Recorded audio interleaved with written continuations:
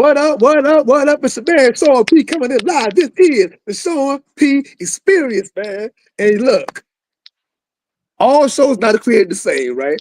Yes, I love all of my guests. I'm always excited, but some shows kind of different. I am so excited today to finally have Cree Myles blessing the Sean P Experience. How you doing today? I am so honored and excited and happy to be here because you have the big dogs here. Dr. Perry's been on here. It's happening. I mean, right. Jonathan was on here. He got a Pulitzer now. That's all I'm saying. That's all I'm saying. Cree, I realized something accidentally last year. I had 4 Pulitzer Prize in 1 year. Who? Jonathan, the author of Master Slave Husband Wife. Yeah. I had the George Floyd book. Yes, Robert. And I'm forgetting one because it's been a while. I've done so many shows. Was it Dr. Tillett? Was it Salamisha Tillett? No, it wasn't. It wasn't. Okay, all right. Oh, I had Jonathan I. King. Yes, yeah. So all we're saying is, like, I'm not going to say you're the reason that they got the Pulitzer, but I will say before they talked to you, they didn't have a Pulitzer. They did. After they talked to you, they got a Pulitzer. That's all I'm saying. I would never say it personally. I'm real humble, but my homeboys called me Pulitzer P. I would never say that. But that didn't happen. Listen, if the award fits in your hand, then we gonna call it what it is. That's all I'm saying. Let me stop. Let me do my job. Do the official introduction for Cree. Here we go. Let me get serious. Today's guest is the curator of Cool in the Book World, Cree Myles, the force behind Always Black, Penguin Random House, bold, beautiful space dedicated to Black stories and people who love them. She's built community, crafted campaigns, and held space for some of the most brilliant minds of our times, like Ta-Nehisi Coates. From partnering with the Center for Fiction to lighten up timelines with her signature literary style, Cree work live at the intersection of books, Blackness, and pure creative energy. She's changing how we read, how we share, and how we show up for stories that matters. Let's get into it. Reading, representation, and rhythms of literary life with the one and only Cree. Oh, Sean, don't hype me. I have to say this because you were the first time we voice memo back and forth, I was like, this man is so New Orleans. I can't even take how Louisiana he is. So I'm doing this for everybody in the audience, baby.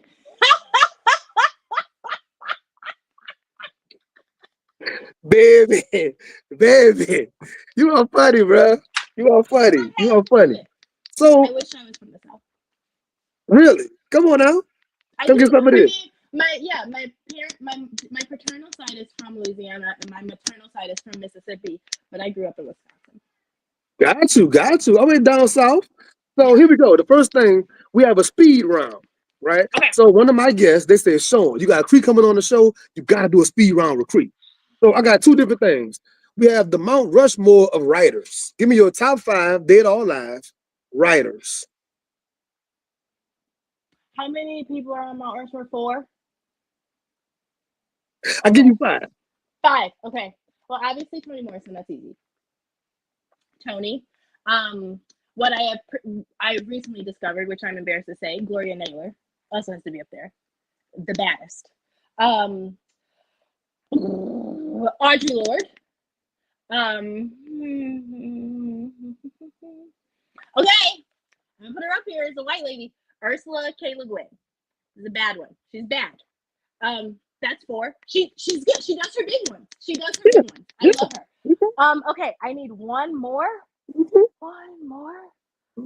Oh my god.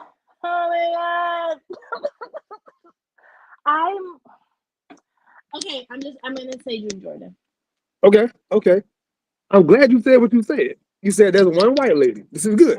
It's my podcast. And that's just like, she can go at any moment. Yeah. We gotta explain. So on my show, we do what we want, right? The biggest question we get, and you and I talked about this before last year, I think, with Jonathan I. King, right? Mm-hmm. Like, how do you feel about like white people writing like our stories, our history, or about our topics? I've had plenty of conversations in private about this. How do you feel about it, Cree? I am. I don't want to tie it completely to identity politics because like a good writer is a good writer a lot of times. But I definitely I prefer that the writer's energy matches the subject that they're covering. So if you are going to write about one of the most courageous Black figures in human history, make sure that your energy, I would prefer that your energy, that your politics, that your framework also match that. And it is interesting to me. I'm curious around and about how someone is able to spend so much time with such a dynamic subject through the archives and come out and still be relatively moderate. That's interesting to me. It feels like a choice is made then. So Yeah. that's my opinion. Now I appreciate that. I had a friend show a real phenomenal book this weekend in her stories, and she was like, "I want to read this topic, but can somebody please give me suggestions on like Black authors writing about this topic?" And I went Yeah. ahead as I do, and I shared some writers that we're curators. Yeah, But right. I was still thinking to myself, like, man, I want to read that book though. Like, what you gonna do with that? You I want to still read want to read it, it. of course. You want to read it. It's just like, yeah, I don't know. It's sticky. It's sticky, especially because Black writers aren't getting the same access. See, that's what I'm saying. Like the amount of advances they get, the amount of access they get to certain archives and Yes. documents, like Yes. And you the can't publishing deny that. industry at large, I mean, we all know how white the publishing industry is, but on top of the whiteness of it, it just is elusive to a lot of people who aren't around it. Like, people don't know how to query an agent and like how to get a big deal. And Yeah, so then it's just like the gates are high, and they're especially high for Black people. yeah. So the second part of the speed round is your top 5 rappers, dead or alive. Top 5 rappers, go. Lil Wayne, um, my oh my god, you guys, I'm 35. Okay, so what I'm about to say, it's 2012 and before. It's Kanye, My Beautiful Dark Twisted Fantasy, and before. Okay, though that got me through. I need to be super clear about that. Also, who gives me life? It's hard because the raggedy thing about me is I don't listen to albums the way that I should. I just listen to like songs. I love a song. I listen to a song all the way through. Okay, so I love those two. Who else is on my? Oh, like David Banner. I love him for so many reasons, and like only like 1/3 of the reasons is because of his rapping. Also, let me think. Two more. I love, this is a group, but I loved G Unit in their prime. I loved, and I love 50 Cent. Get Rich or Die Trying is such a seminal album in my life. Like, it's just hard for me to act like that didn't go crazy. I literally listened to Many Men today while I was taking a walk. So, I don't think I have good taste in rappers. I just am loud about what I like. So it convinces people that it's good, but it's not good. I just love commercial hip hop. I One more. I did love the American Gangster album, Jay-Z. I love that. Jay-Z, So yeah, I'm gonna yeah, say that. yeah. I'll say Jay-Z. So you said Kanye West, right? So in my workspace, I'm one of the old heads on the job. Whatever. Okay. So one of my homegirls in her 20s, right? She had the Yeah. Kanye West on the screensaver. And I was like, oh, my favorite Kanye West song of all times is 2 words. I love 2 words. Yes. Yes. Because it seems so simple, but it's actually difficult to pull that feat off a whole song with this for Yes. the theme, right? And she was like, Yes. 2 words. And she never heard the album at all. She hadn't heard College Dropout. No. Then what does she even like about him? The Kanye West that we love and that we miss, she don't even know that dude. She know the previous Kanye, I mean the recent Kanye, which is But crazy that to me. Kanye's not even good. Why would you even tap into that? It's That's so what I'm chaotic. saying. That's what I'm saying. She hasn't heard 2 words, United States, no love, no. That's crazy. You know what Come it on, goes? bro. Come on, bro. Ah! That's my jam. I love two words. I Yes. love two words. Yes, Oh, yes. that she's You know what? misvalued. I sat down and played with trying to write my own like two words verse for like years, man. I love it. We need it on the internet. Now What do you hold on, say to wait. me? I'm not What do good as you you. say to me? I'm not good as you. Stop playing with me. Not with that southern accent. You're not about to sit up and act like you can't rap nothing. You have Man, what? you funny. You funny. You funny. I'm for real. You I'm funny. for real. No, If but I you know had what? your voice, I would be rapping all the time. I do rap all the time. But no, what's funny is it reminded me of the Lil Wayne phenomenon, right? Like I remember going to a Lil Wayne concert. This is years ago, Yeah. and the whole arena, surprising to me, was white people. I couldn't believe it. Yeah. I know. And so the whole first part of the show, it was like Lil Wayne, BG, Juvenile, but they wasn't cool with each other no more. So like BG had a set by himself, all the old hot boy stuff. The audience kind of quiet. I'm rapping, I'm ball for ball. Yep. Audience pretty much like, and then the Juvenile set came, and the Yep. audience pretty much like, but then whenever Yep. Lil Wayne did the rock and roll stuff, they went lit. So Lil Wayne did the lollipop stuff and like the all of that. And that's what they cared about. That's what they came for.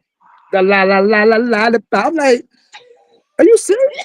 They're serious, and it's embarrassing because they don't know mixtape way. Come on, man. And that's where he really you know what I was just listening to the other day was Mr. Carter, and I've never listened as mindfully as I recently listened, and I realized Wayne was really rapping for his life because he was on this with Jay-Z. Like he has never ever like I heard him trying. Like he's like, I'm not about to get stood up. So I was like, okay, I see you having a little comment. It was cute. I think, in my opinion, the best rap is always like the mixtape run, right? So once again, my younger friends, they don't know Lil Wayne like the drought, the dedication, Yeah. squad. My favorite squad up, Yeah. run. Yep. They don't know that Lil Wayne. And that's the 50 insane. the 50 Cent the 50 Cent G Unit mixtape run. I can name various artists like their mixtape run better who than else the mixtape run went crazy, like heads and shoulders, was Nicki Minaj's. yeah. That's literally why she's famous. None of her albums have touched her mixtapes. No, I know. I say it all the time. Yeah. This is good. So, Cree, next question. Yeah. Do you consider yourself a well-read person? So Reggie and I had this live like 3 years ago on Instagram about like how do you consider somebody well-read and what the criteria of being well-read is. Do you feel like you're a well-read person? I mean, compared to the average American, yes, I think that I'm well read. Compared to Dr. Glaude, no, I don't feel well read at all. So it's it's situational whether or not I'm well read. I'm trying honestly. I've always played the long game. I'm hoping that by the time I'm 60, I feel well read. That's my goal. So I find it amazing having access to all of these scholars. I started asking these PhDs, "Are you a well-read person?" And like none of them said yes. Not one person ever said yes. I find that interesting. And but I really think it really is that stereotypical adage: the more you know, the more you know you don't know. So, like, as deep as they be in something, they realize how expansive a subject is, and it's humbling. And so I think when people be walking around like, oh yeah, I know, I'm like, nobody does. So you definitely do not. So I believe that. I really, and I just thought, like, when I think about egos and like creative egos, the more like successful I guess the writer is that I'm talking to, the less ego I'm encountering, honestly. Like I feel like they've kind of set out what they want it to do or whatever, and so they're very comfortable accommodating what I'm asking or sitting down and talking to me, and I'm just a book influencer versus like other writers are just like, no, I need to talk to another scholar who's been on CSNBC and got like, you know. Cree, I'm glad you said that. Yeah. You've been doing this way longer than me. So in your experience, like you just said, some of the most notable writers ever be the most easy to work with. But Absolutely. the middle of the pack, well, no, talk to my agent and then call so and so and then send Yes. a chicken with a letter on the foot over here and then it's like who are Yes. you? Like, you know what I'm saying? Dog egos. I really just think that it's ego, and I try to remind myself of that in like in the book influencing space. Like all like you who do you vibe with? That's who you mess with, and whoever is like rooted in the same stuff that you're in and is like moving in the same direction, just mess with them. It does not matter who they have access to, what their follower count is, etc. Like if y'all are locked in, you're locked in. So I've been trying to be more mindful about that for sure. So I love a good origin story, right? Tell us Yeah. about the young Cree. Give us a snapshot of like Cree as a young girl. Like, what were some Yeah. of your interests? How were you in school? Like, what led up to what we're seeing now? If you look back on it, Yeah. how does it all make sense? I so okay, if we're talking like first grade, I my mom got me my first journal when I was in first grade, and I remember it was after church. I was in the bathtub, and I couldn't write or read for real yet. I refused to learn how to write and read in kindergarten, just on some like rebellious shit. So I still didn't know how to do it in first grade. So she said she would write for me. So I was sitting in the bathtub, and I was like, okay, so how does this go? And she explained you like start with like dear diary or whatever. So I'm just like, dear diary, today church was so boring. And she looked up like alarmed, like she wouldn't write it down. So then I still have the journal. So the first journal entry is just like a whole bunch of bullshit that I had her write down to keep her comfortable. And then when I started, like as soon as I could write, my next entry was like everything in that previous entry was a lie, and I just have to pretend to keep other people comfortable and all this stuff. And I'm like 7 writing this down, and I realized like that's that's how I've been the majority of my life. I'm very good at making other people feel seen and heard and celebrated. But like my secret like layer, I have tons of journals, like 20 journals. That's where the dark shit is. And like I'm a very, very critical person. Of not and just like not just of other just of everything, of myself. And I unpack that there. I think I was been thinking today, like I identify as an abolitionist, and like in liberation, like in the tradition of Black liberation. And I just think like you have to kind of be a certain type of hater to really like align with that, because like nothing is enough. Like you need it to be perfect in order for it to be, and like perfect is just all the kids should eat. So it's just like and that's just how I've always been. Like it's never enough. But when something is really good to me, is really good to me. So that's why I think people are drawn to the way that I'm able to celebrate something, because when it's genuine, I will shout it from, like I will go tell it on the mountain when it's really good. And I love that. Yeah, I can totally co-sign that. I'm definitely the same way when it comes to when I like something, the whole world gonna know. The whole You gonna know world. I like it. It's up. Yes. It's up. It's up. So real So dog.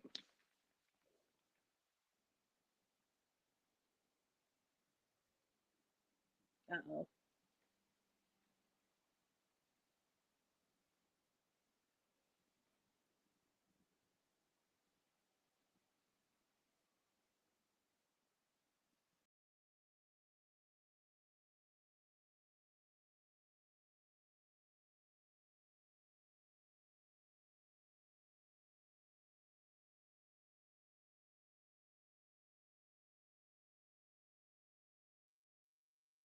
oh, I think I lost Cree.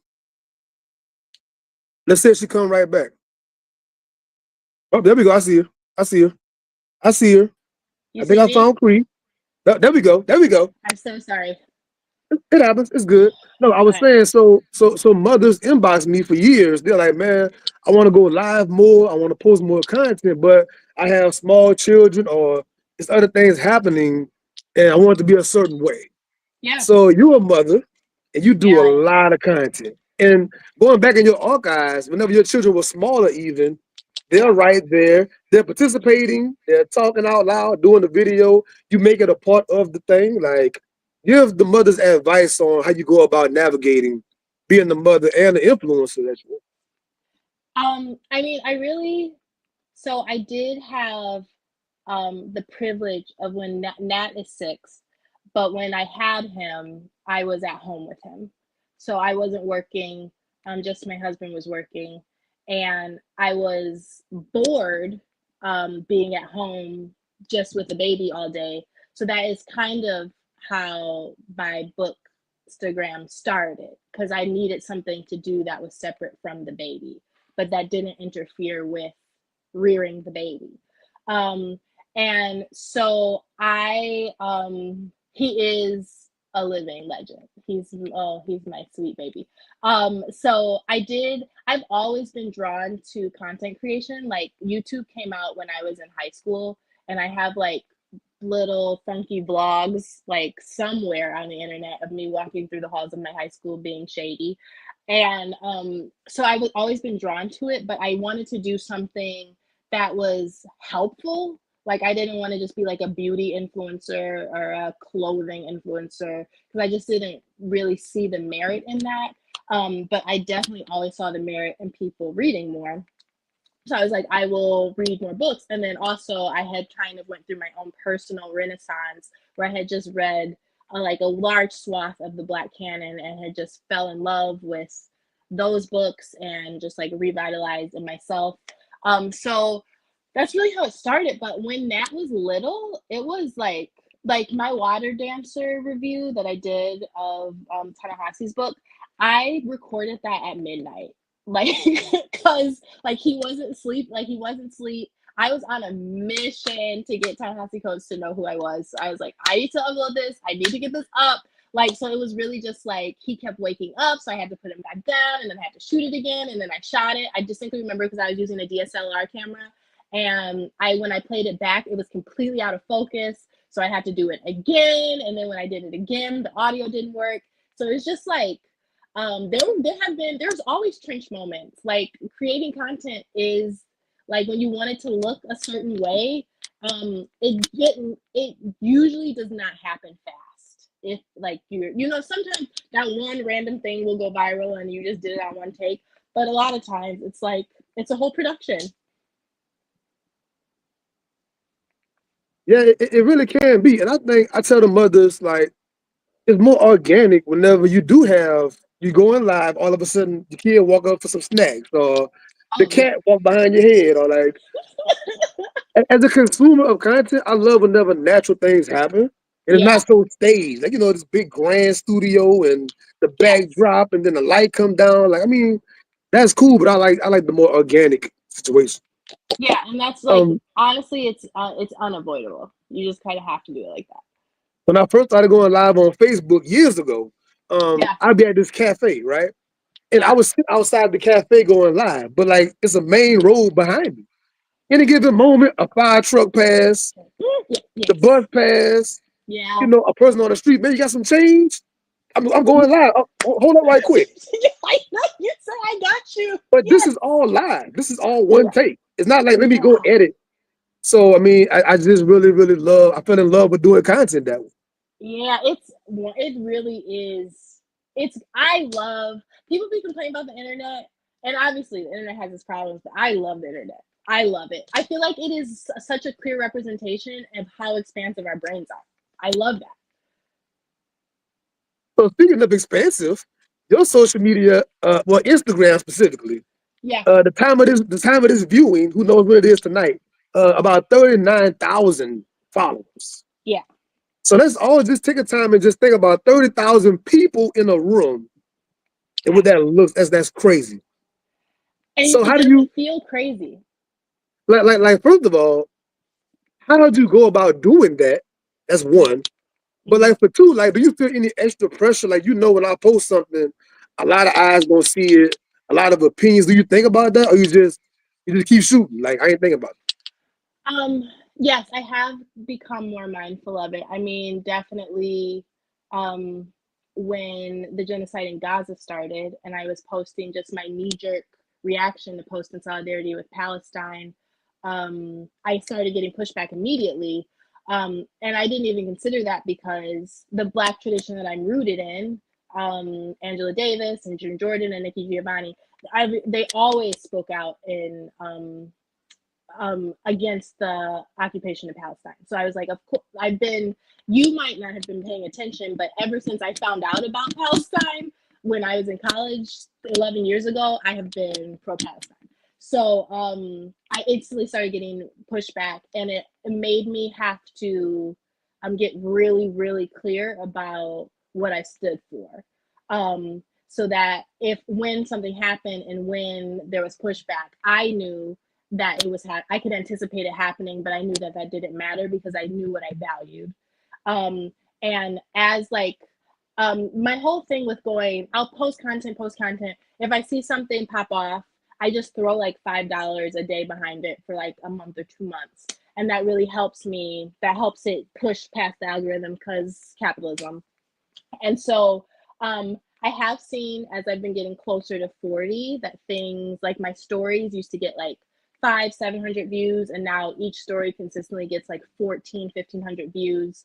And so I'm noticing that people are seeing things. I just went to a conference, Black Radical Organizing Conference, and people came up to me and was like, I've been following you for years. Like, is this your husband, Brian? Oh my gosh, I literally, this and that. And I'm like, wow, yes. Because, you just be sharing stuff. You don't be thinking about so I really but it's been great in terms of me getting clear on my why and what I'm doing. And so I just try to be more responsible about the books that I'm uplifting. And because I read the new Emily Henry book, but nobody needs to hear from me about that. Like, that doesn't matter. So I just try to be mindful about like what I'm platforming, because like, why am I here doing this, and what is the legacy going to be,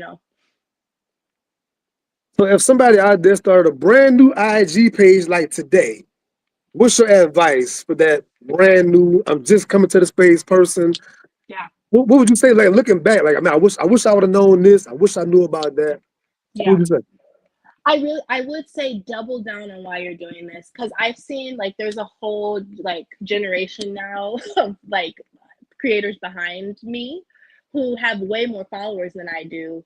But when I look at the things that they are prioritizing, it's like, yes, people would of course be drawn to that more than they would be drawn to what I am platforming, perhaps. And so you can't be in the comparison game. And I was talking to one homie once, like down, like, wow, this person just came on the scene 2 years ago. They got 500,000 followers. And they were like, are you influencing though if you're just telling everybody to read what everybody's always already reading? Like, is that influential? So to know why you're in the space, pushing the stuff that you're pushing is crucial. And then just like, what did Trick Daddy say? You ain't gotta give me my props or nominate me, because damn it, I love this shit. So that's really what, like, I just am like, I love the Black canon. It's the Black canon till I die. It's Black authors till I die. And that's what it is. Yeah. I love you talking about being influential and what that word actually means, because a lot of folks call themselves book influencers and all kind of other influencers, but it's like, you're not actually influencing anybody to do anything. You mentioned Tracy earlier. I think that the Stacks podcast has caused me to buy the most books I had no intent on buying. Hello? I didn't know these authors. I didn't know about this subject, but the way she did the interview and they gave so much, I'm like, man, I'm going to get that right now. Like, that's immediate influence. Every single time. And because Tracy be telling the truth, I know when she really messed with a book or not. So then I know it's worth my time or not. Versus like people like, I don't know what to do with this author's feelings. And I'm guilty. I be feel like, I don't know. I don't want to be making authors feel some type of way. But Tracy would just be like, I didn't like it. Made me feel some type of way. But then I'm like, okay, well, now I know. Like, because that's our jobs. Our job is to try to inform the readers. It's not to like assuage the writers. Sure. So speaking of curating, you are the curator for Always Black with Penguin Random House. Tell us, how did that opportunity come about, and like, what does Always Black mean to you? Yeah. It was like we were kind of in the throes of the pandemic. I am always blindly ambitious. I wanted to throw a virtual readathon to celebrate Toni Morrison. Penguin owns Toni Morrison's catalog. So I get in contact with them by way of Bellatrix. Like shout out to Bellatrix that for putting that contact in place. And we have this readathon, Black Like You Never Left, and it was successful. I think like people were inboxing me like reading Beloved, like holy shit, and I'm like, yeah, dude. And because a lot of times people just don't think that Tony's accessible, like and I mean that sometimes she do be doing the most. Like I think technically she's the sharpest, she's the best. But it's still like universal stories that need to be shared and sat with and contemplated. So after that readathon was over, a few months passed and they hit me up again and was like, do you have any interest in doing this all the time? And I was like, yeah. Like, what do you mean?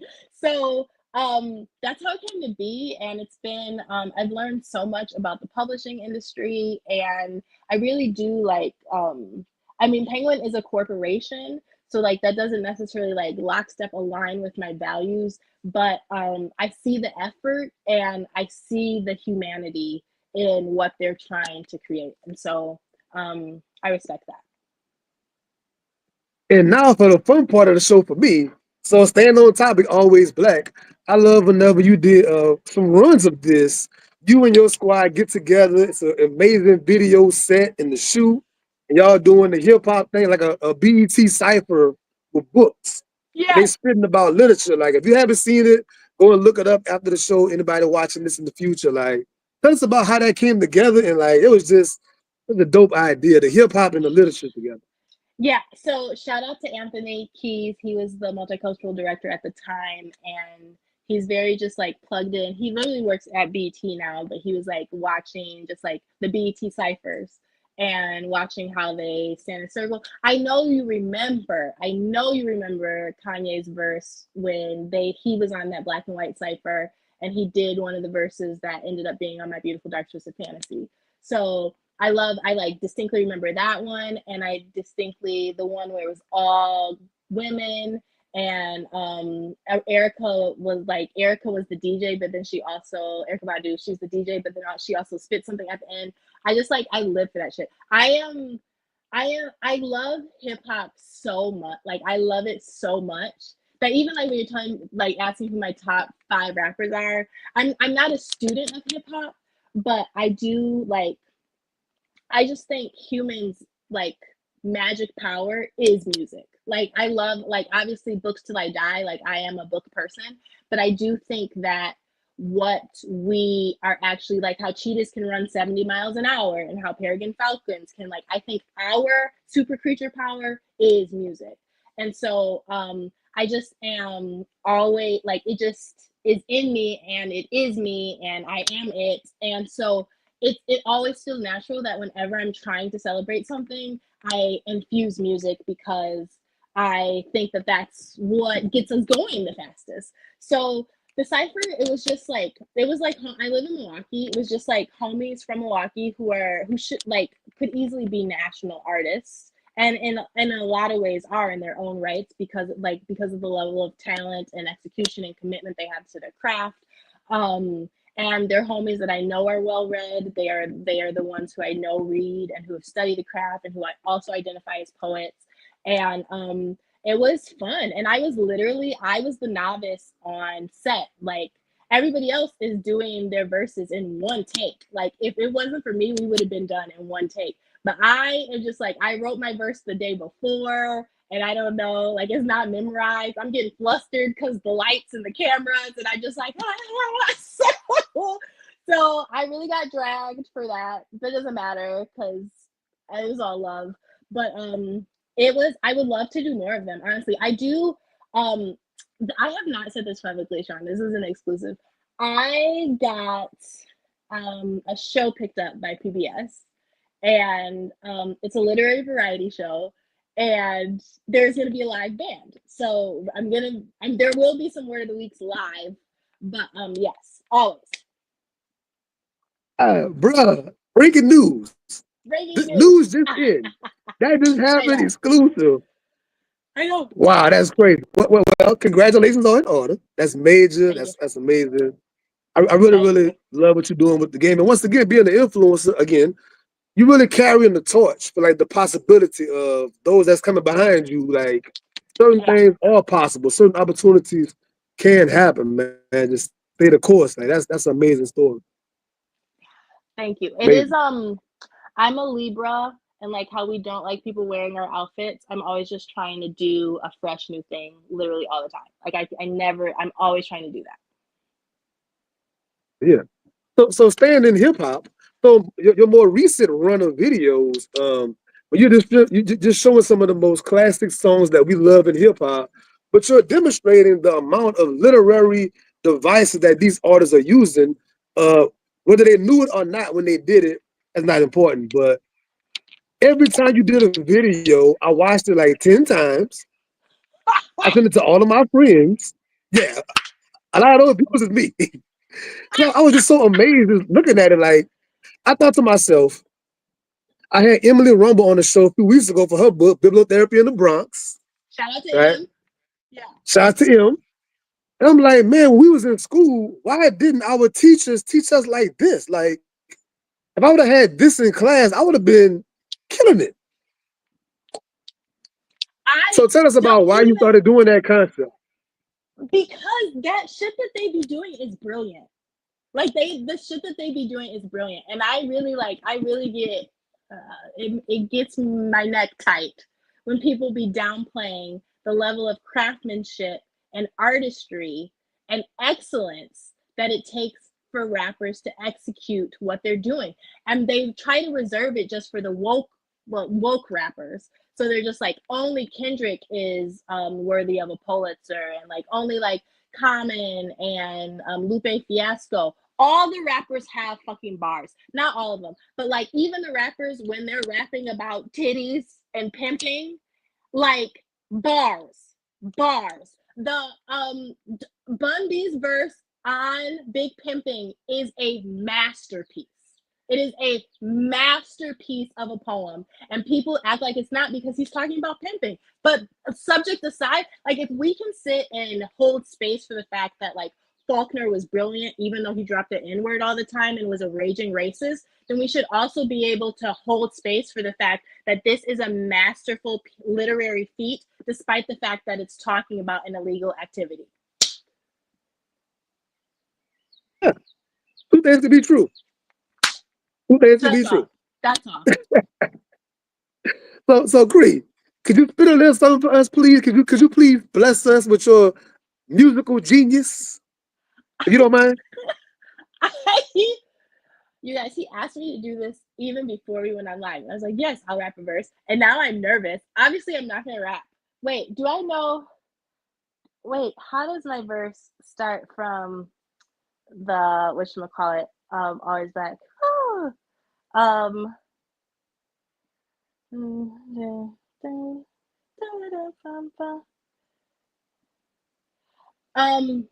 let me try. I'm going to try. All this misery and something lacks imagination, like nobody can imagine a different situation, another world, like the one you'd find in a book, one that centers peace and love. R.I.P. to Bell Hooks. If you're lacking agency, then try Janie or Sula. Perhaps you don't feel seen. Perhaps Janie or Tula, Ola Mena, Esh, Vivek, Isaiah or J. Dean. If you don't know what I'm saying, nigga, you don't read. I calm down, Cree. No need to make them feel shoddy. Much like these hoes, these books is for everybody. So, oh my gosh, I don't remember. Hey, bro, I love it. I love it. I love it. I love it. I love having my poet friends come on the show. They perform a piece. It's kind of a thing here. We do a piece. And I'm glad you just did it with some bars. We never had bars before, like, actual. Am I That's actually a rapper? I want to be a rapper so bad. I might drop a mixtape one day. you've been qualified as a rapper. You've been past that. I might one day. I might drop a mixtape one day. Yeah. We need that. We need that. But like, tell us about your love of hip hop and like, I guess like how do you combine the hip hop with the literature, right? Like Kiese is a good person for that. Dr. Imani Perry, some other people that are hip hop scholars out there, that Yeah. get down with it. Tell me about the importance of that. I mean, it just the way that Black folks write, like in the Black tradition, and hip hop, it just feels one and the same to me. Like it hits the same part of my soul, more or less, I think. And I have an essay that that I need to publish. I will one day, but it's called Trapping the Erratic.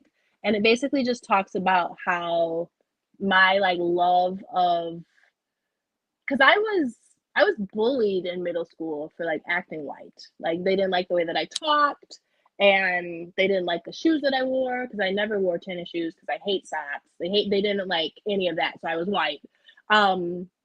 And like little did anybody know, because I was just like minding my business trying to survive, that I was at home listening to the Rubber Band album like it was about to get like taken out of my house, which it literally might have Come on, been. man. Because Come on, it man. literally might have been taken out of my house, because my sister's 7 years older than me.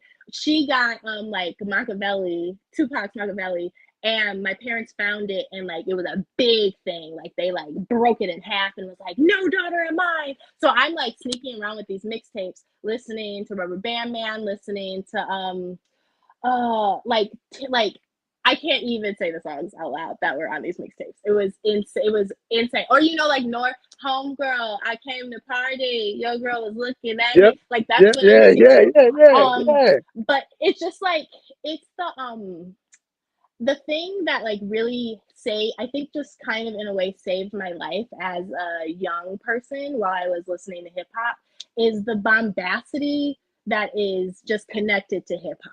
So like little light skinned Ti, right? Like he's just a little narrow man, 5'7", is sitting up here telling everybody that he is the Rubber Band Man, bad as the Taliban, 9, am I right? Like I was like, this is a manifestation. Like this is like, like he is literally, you are creating your reality for yourself. You mean And T.I. when you said 5'9" with the soul of a 6'4" nigga?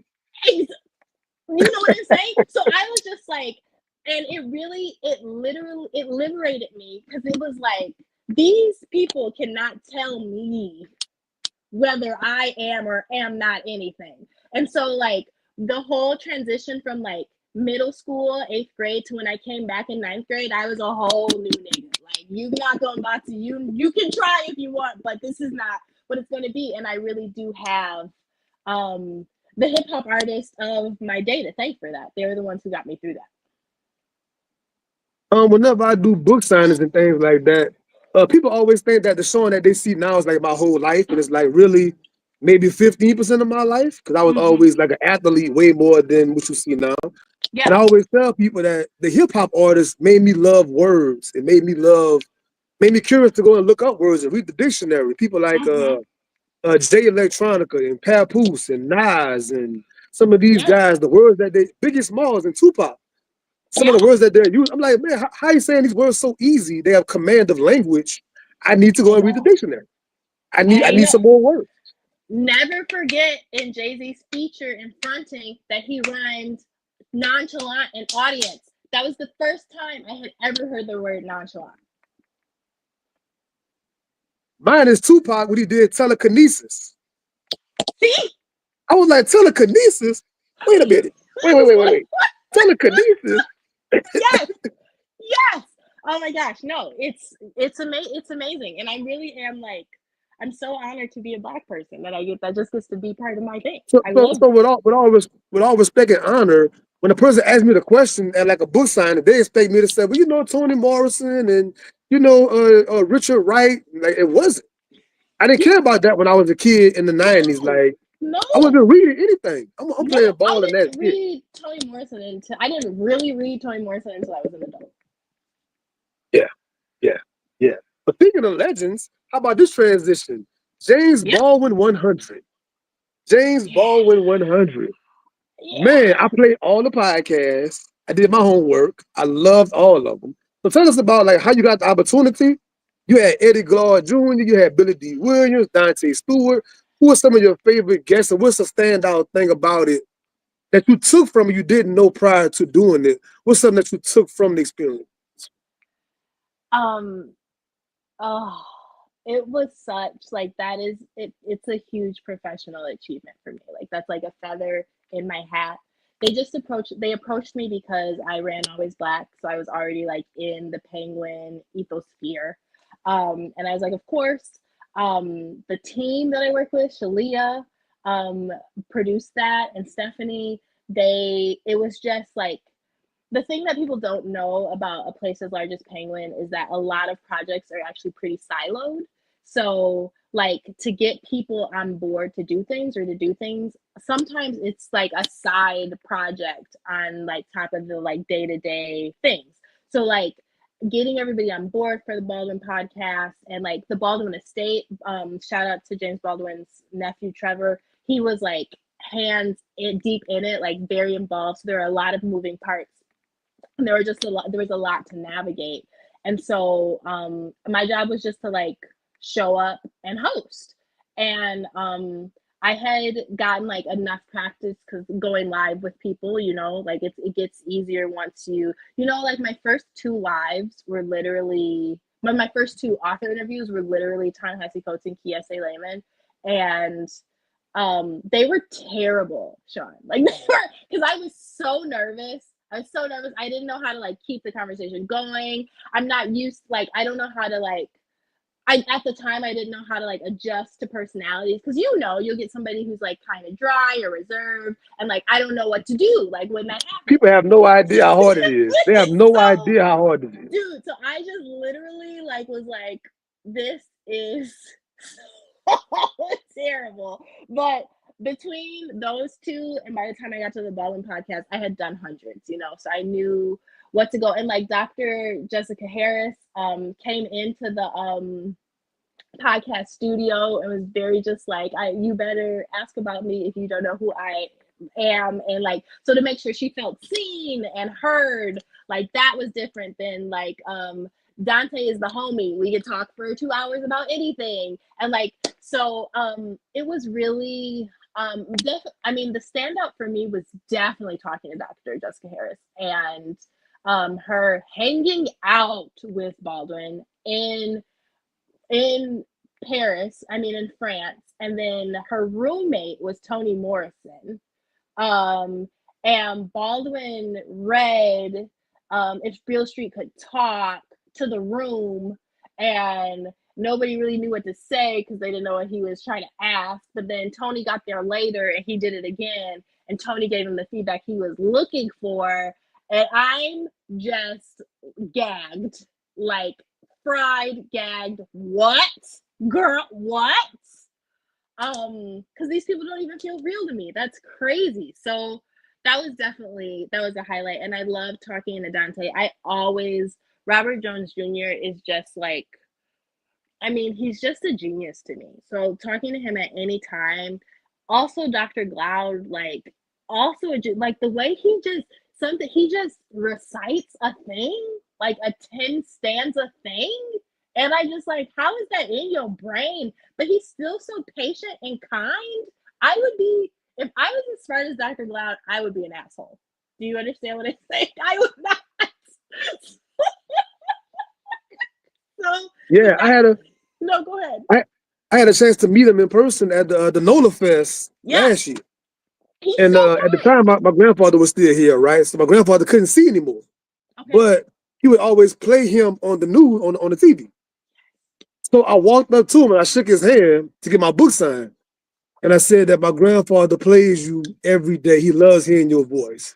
He had the kindest words for my grandfather, and I was able to relay that. And that meant so much to me that he did that. You know, see, real cool brother. He sees people, like despite all that he has achieved and what he has accomplished, he fully sees people, and that is so beautiful. Nobody in my family really knows what I do. Especially my grandmother is 85. She doesn't really know what I do.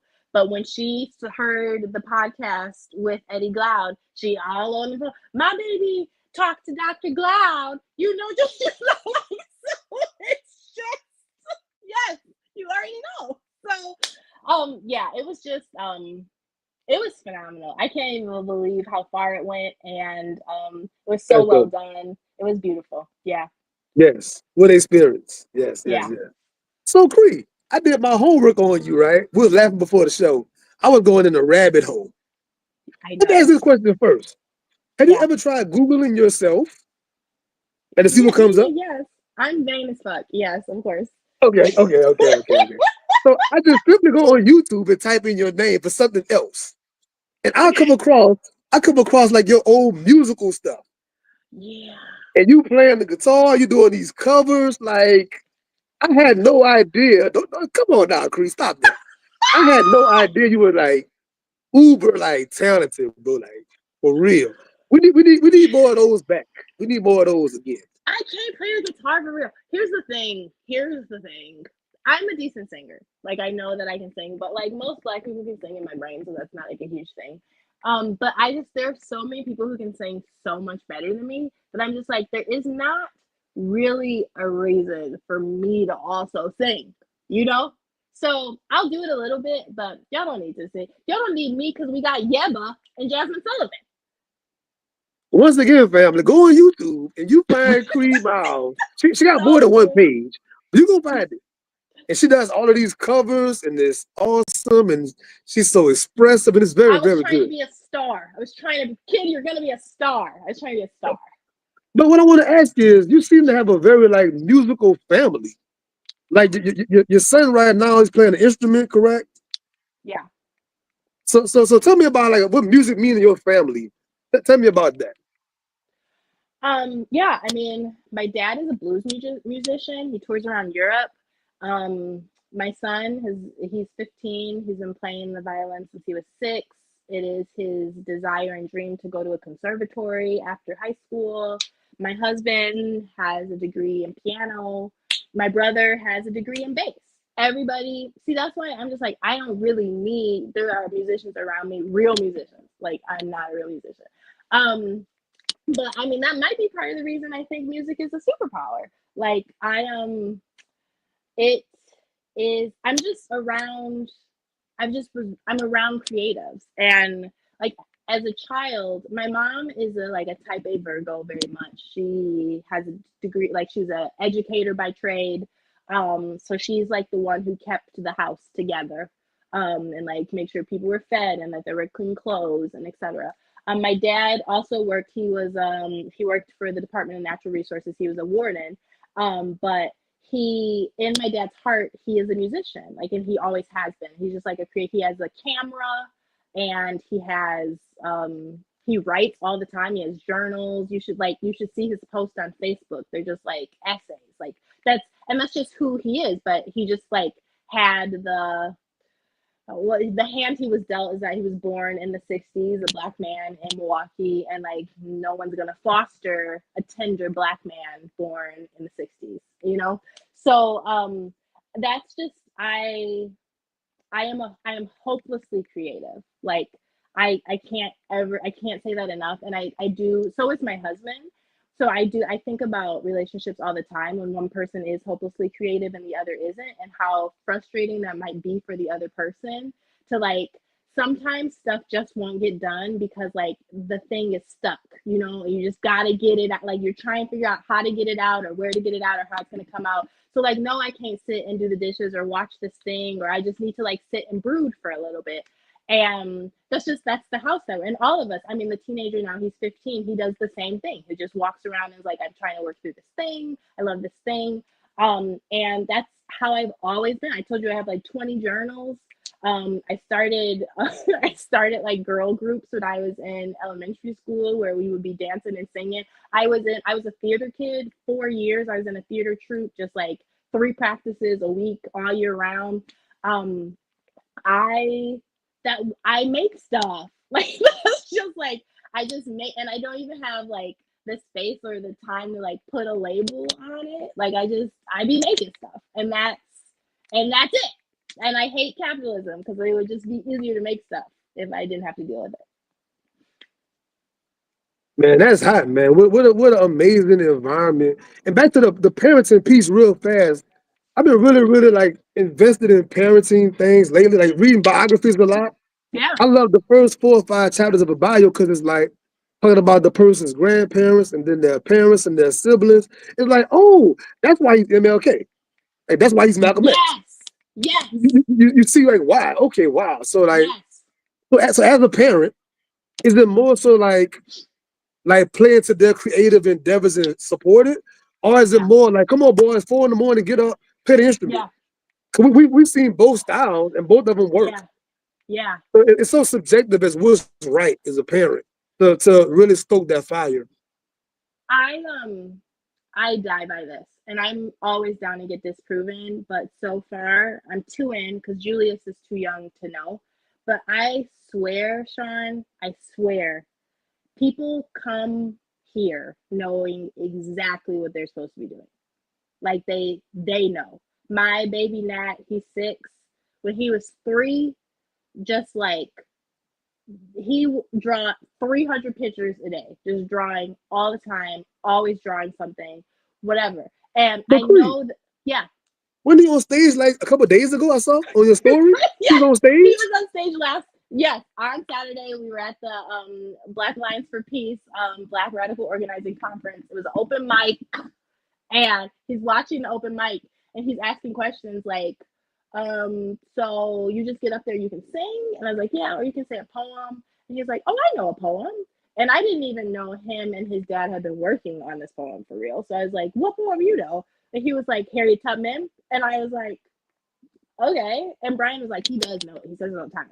So I was like, oh, well, that. He was like, I'm like scared to do it, but I'm also scared to not do it. You know what I mean? And I'm like, well, yeah, if you're scared to do it and not do it, then you should definitely just do it. Like, you know? And so he was like, okay. So he got up and he giggled or whatever. He was nervous, but then he did it. And you really just like parenting, so much of parenting is just paying attention.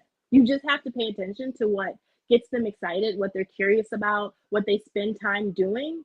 And it's hard because parenting be exhausting. That's why you be giving them screens and stuff. But don't stop distracting them. Like let them be bored and see what they're drawn to. And it will reveal itself. My baby, who's 15, he was asking me to play that violin for a year before I got him a violin. I was like, you do not want to stop.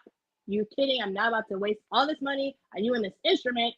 And so, but now that he is older and he has stated that this is what he really wants this to be a prominent part in his life, then yes, there has been more structure for a few years. Like if this is what you want, like we look at the stats for a professional violinist, how long do they practice when they're 15? It's 3 hours a day. Are you down to do that? And it's really like, it's not even any guilt or shade. Like, are you down to do that? Or do we need to switch paths? Because just because you love it doesn't mean it's going to be easy. So that's it. Yeah, totally agree. Totally agree. Yeah. And being a very like driven, determined person, I tell folks that my mom had the easiest job probably ever, which is Yeah. like let me do the thing. Yeah. Like just Yeah. don't be in the way of the thing. Yes. Oh, dude, same. That was me. I And don't I need a wake up still, call. I don't need you to check on me. I don't need you to like remind me. Just don't tell me I can't go to practice or I can't travel and play yes, ball over here. And she pretty much just let me have at it. dude. Because it really is. Parents are like the first people who make it possible, or they're the first barrier for real. Like that's really like that's it. So Cree, let's talk the National Book Awards. A lot of us Yeah. know about this thing. We see all the build up to it and all this Yeah. stuff. What was it like being front and center at the Book Awards around the current literary giants of the day? What was that experience like? Okay, first off, I wasn't front and center. I sat in the back with the press. So Stop it, Cree. T That's not what I meant. You are funny. so T but I went with Tracy and Sarah. Shout out to Tracy and Sarah. Going anywhere with Tracy as a true introvert, it is a bit easier because she is not an introvert. She is networking all the time, everywhere. And Tracy does not gatekeep. If Tracy knows somebody, you know somebody, like instantly.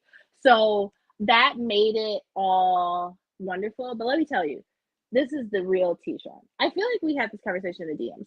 The National Book Awards were fine, and they're doing their bit. Like they're doing it, they're getting better, but still like white. The move was before the National Book Awards. Blacklist put on a party, and they're trying to make it comparable to the like Clyde Davis party with the Grammys. And so it was just like Sibo was there, and Mateo was there, and Robert was there, Roxanne Gay was there, Gail King was there. It was just like all of these, and it was just like a room. There was a DJ, and Meta had bought all the drinks, so I could just drink as many gin martinis as I wanted. And that night was so fun. It was so fun, and it was so nice to just like talk to people and connect with people. And it just felt like a good year to be in the rooms because I felt like I've been 10 toes about James since like 4 months, 5 months before it came out. So to be in the room when it won, and then being able to like, I had interviewed Percival like 5 months prior, so I could go back up to him. I was like, "Dog, you did your big one," and it was great. And I love Percival Everett so much. Like he's so honest. That's a person. Whenever You he said that shows, perfectly. 'Cause a few of my friends have gone to his book signings, and like when I talk to them in private, like, how was it? The way you just did that, they always like, it's like they always say that's bad, but at the same time, it's not really like it's just like it's it's weird. just like it's just like right.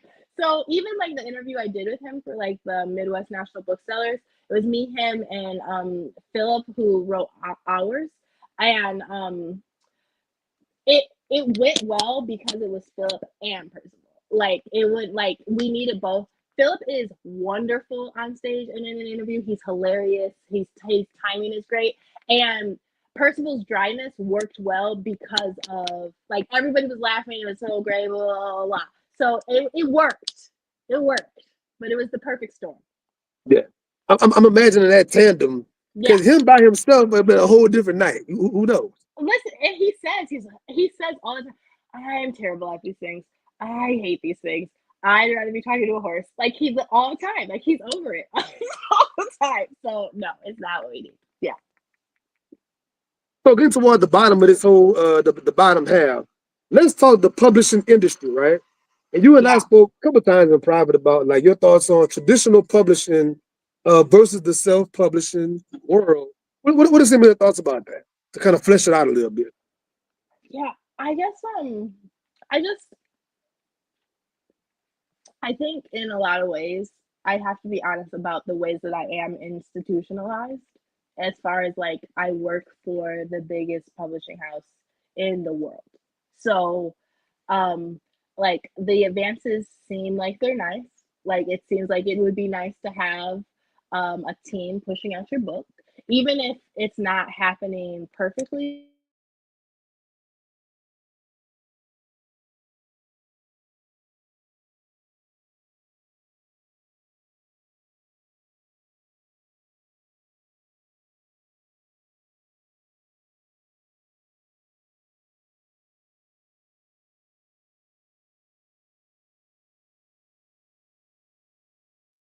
Cree, did we lose Cree? Did we lose Cree? Oh, there we go. Yep, there she go. There she go. There she go. There she goes. Cree?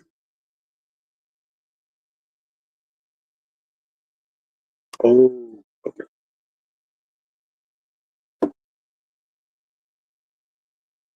Are we back?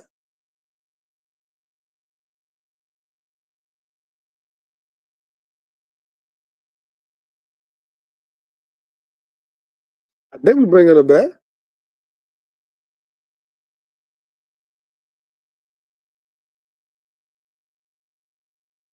She was saying something real good right there is what it is. Gotta be. They hating on us. Here we go. Let me see. Yes, I can't hear you. I can't hear you.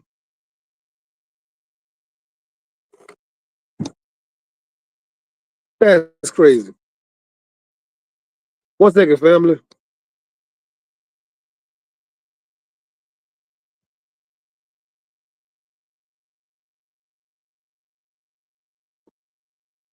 I think she came out. She's coming right back into the room. Give me 1 second.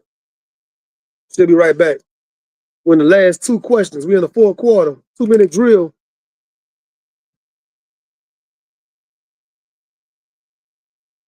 All right.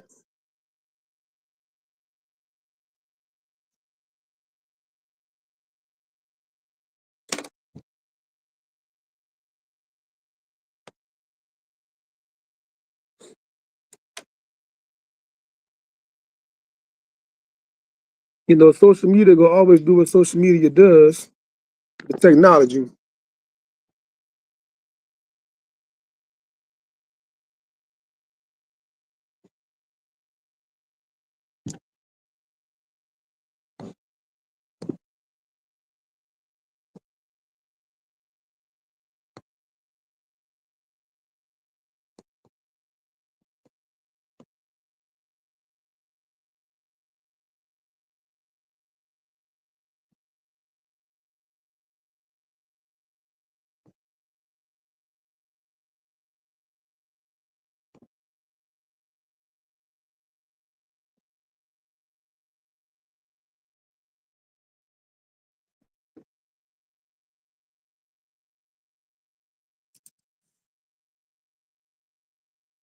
I think social media hating on us right now, right at the very, very bottom of the show, man. But it's all good. I've had a wonderful, amazing time with the great Cree Myles. Thanks for everybody that came into the live chat. For the people watching the YouTube channel in the future, man, if you don't know who Cree Myles is, take your time, pause the video, go on your phone, look at any of your social media platforms, look up Cree Myles. You'll see the literary genius and the entertainer that she is. I loved it. I love all of y'all.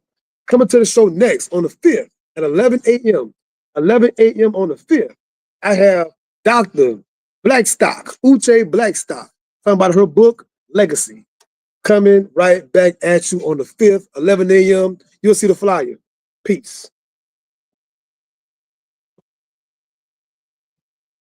Mhm.